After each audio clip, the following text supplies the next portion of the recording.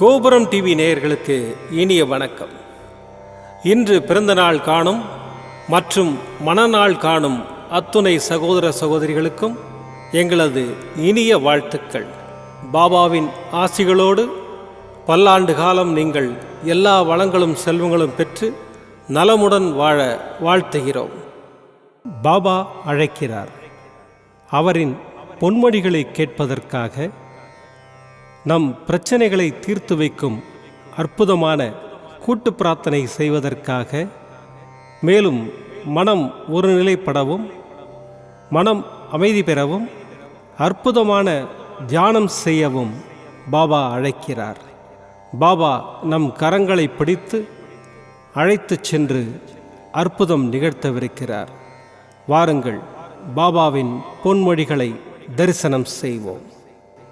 அன்பு குழந்தையே, பாபா பக்தர்களின் ஒவ்வொரு செயலும், வாழ்க்கையின் ஒவ்வொரு நிகழ்ச்சியும் பாபாவாலேயே உருவாக்கப்பட்டும் கவனிக்கப்பட்டும் வருகின்றது. பாபா தன்னிடம் பூரண சரணாகதி அடைந்த பக்தர்களிடம் உம்முடைய எல்லா பொறுப்புகளும் என்னுடையவை என்கிறார். உம்முடைய எல்லா காரியங்களையும் நானே முன்னின்று நடத்துகின்றேன் என்று கூறியுள்ளார். இருப்பினும் பிரார்த்தனை என்ற பெயரில் எதையோ அவரிடம் கேட்கின்றோம். பிரார்த்தனை நல்லதுதான், அது பக்தியை அதிகரிக்கச் செய்யும். ஆனால் நடந்த சம்பவங்களை எடுத்துக்கொண்டால் தன் பக்தனுக்கு எது நன்மையோ அதை மட்டுமே பாபா அளித்துள்ளார். எனவே பிரார்த்தனைகளை விடுத்து பாபாவிடம் பூரண சரணாகதி அடையுங்கள். மற்றவற்றை பாபா பார்த்து கொள்வார். நமக்கு எது தேவை, எது நல்லது, எது கெட்டது என்பது பாபாவுக்கு தெரியாதா என்ன? ஆகவே நமக்கு எதை அளிக்க வேண்டும், எதை அளிக்கக்கூடாது என்பதை பாபாவே தீர்மானித்து கொள்ளட்டும். நம் சாயப்பா பாபா இருக்கிறார், கவலை வேண்டாம். ஓம் சாய்ராம். பாபாவின் அற்புதமான பொன்மொழிகளை தரிசனம் செய்தோம். அடுத்த நிகழ்வு கூட்டு பிரார்த்தனை. நம் மனநலன் சார்ந்த பிரச்சனைகளுக்காகவும், உடல் நலன் சார்ந்த பிரச்சனைகளுக்காகவும் மற்றும் நம் அனைத்து விதமான பிரச்சனைகளுக்காகவும் சாய்நாதரிடம் கூட்டு பிரார்த்தனை செய்வோம். வாருங்கள், இந்த அற்புதமான கூட்டு பிரார்த்தனையை செய்வோம். பிரார்த்தனாஷ்டகம். 8 பிரார்த்தனைகள். சாந்தமான மனம் கொண்ட சாயிநாதரே, அறிவின் சிகரமே, அன்புள்ளம் கொண்டவரே, கருணை கடலே, உண்மையின் இருப்பிடமே, மாயை என்னும் இருளை அகற்றுபவரே, ஜாதி மத பேதங்களுக்கு அப்பாற்பட்டவரே, எங்களின் புரிந்து கொள்ளும் திறமைக்கு அப்பாற்பட்டவரே, அன்பின் இருப்பிடமே, ஷீரடி வாழ் இறைவனே, என்னை காப்பாற்றும், என்னை காப்பாற்றும்.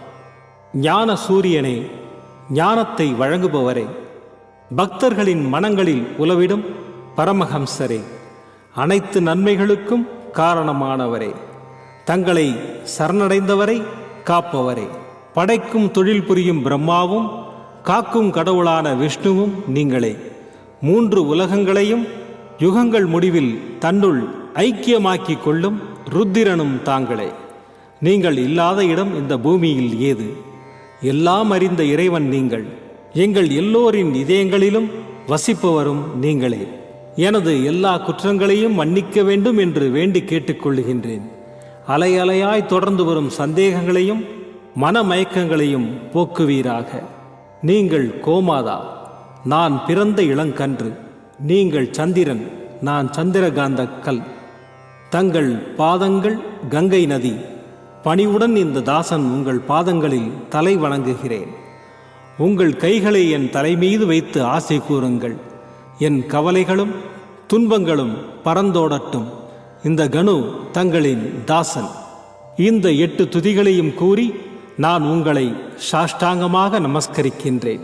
எனது பாவங்கள், துன்பங்கள் மற்றும் ஏழ்மை நிலை இவை யாவும் உடனடியாக விலகி ஓடட்டும். ஓம் சாய்ராம், ஓம் சாய்ராம், ஓம் சாய்ராம். அற்புதமாக கூட்டு பிரார்த்தனை செய்தோம். பாபா நம்முடைய கோரிக்கையை ஏற்று நிச்சயமாக நமக்கு அற்புதங்களை செய்வார் என்பது சத்தியம். இனி கண்களை மூடி பாபாவை மனதில் நிறுத்தி பாபாவின் அற்புதமான சக்தி வாய்ந்த மந்திரத்தை அனுபவிப்போம். सर्वधर्मन्याय परिपालक साईनाथ जयं देहि विजयं देहि माम्। सर्वधर्मन्याय परिपालक साईनाथ जयं देहि विजयं देहि माम्। सर्वधर्मन्याय परिपालक साईनाथ जयं देहि विजयं देहि माम्। सर्वधर्मन्याय परिपालक साईनाथ जयं देहि विजयं देहि माम्। सर्वधर्मन्याय परिपालक साईनाथ जयं देहि विजयं देहि माम्। सर्वधर्मन्याय परिपालक साईनाथ जयं देहि विजयं देहि माम्। सर्वधर्मन्याय परिपालक साईनाथ जयं देहि विजयं देहि माम्। सर्वधर्मन्याय परिपालक साईनाथ जयं देहि विजयं देहि माम्। सर्वधर्मन्याय परिपालक साईनाथ जयं देहि विजयं देहि माम्। सर्वधर्मन्याय परिपालक साईनाथ जयं देहि विजयं देहि माम्। सर्वधर्मन्याय परिपालक साईनाथ जयं देहि विजयं देहि माम्। सर्वधर्मन्याय परिपालक साईनाथ जयं देहि विजयं देहि माम्। सर्वधर्मन्याय परिपालक साईनाथ जयं देहि विजयं देहि माम्। सर्वधर्मन्याय परिपालक साईनाथ जयं देहि विजयं देहि माम्। सर्वधर्मन्याय परिपालक साईनाथ जयं देहि विजयं देहि माम्। सर्वधर्मन्याय परिपालक साईनाथ जयं देहि विजयं देहि माम्। सर्वधर्मन्याय परिपालक साईनाथ जयं देहि विजयं देहि माम्। सर्वधर्मन्याय परिपालक साईनाथ जयं देहि विजयं देहि माम्। सर्वधर्मन्याय परिपालक साईनाथ जयं देहि विजयं देहि माम्। सर्वधर्मन्याय परिपालक साईनाथ जयं देहि विजयं देहि माम्। सर्वधर्मन्याय परिपालक साईनाथ जयं देहि विजयं देहि माम्। सर्वधर्मन्याय परिपालक साईनाथ जयं देहि विजयं देहि माम्। सर्वधर्मन्याय परिपालक साईनाथ जयं देहि विजयं देहि माम्। सर्वधर्मन्याय परिपालक साईनाथ जयं देहि विजयं देहि माम्। सर्वधर्मन्याय परिपालक साईनाथ जयं देहि विजयं देहि माम्। सर्वधर्मन्याय परिपालक साईनाथ जयं देहि विजयं देहि माम्। सर्वधर्मन्याय परिपालक साईनाथ जयं देहि विजयं देहि माम्। सर्वधर्मन्याय परिपालक साईनाथ जयं देहि विजयं देहि माम्। सर्वधर्मन्याय परिपालक साईनाथ जयं देहि विजयं देहि माम्। सर्वधर्मन्याय परिपालक साईनाथ जयं देहि विजयं देहि माम्। सर्वधर्मन्याय परिपालक साईनाथ जयं देहि विजयं देहि माम्।